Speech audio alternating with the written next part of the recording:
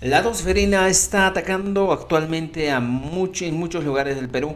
Loreto ha sido de los lugares más afectados por la pérdida de 9 vidas humanas. 9 niños han perdido su vida por causa de esta tosferina.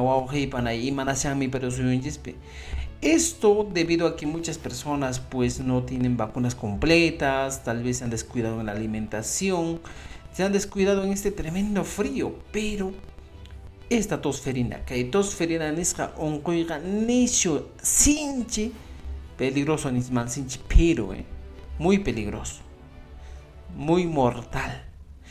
Han detectado 490 personas que han sido contagiados con esta enfermedad. Y por eso es importante, alerta.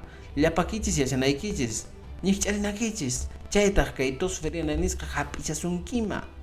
Imakunataq, ¿cuáles son sus síntomas de esta tosferina? Dolor de cabeza, tos persistente, falta de aire.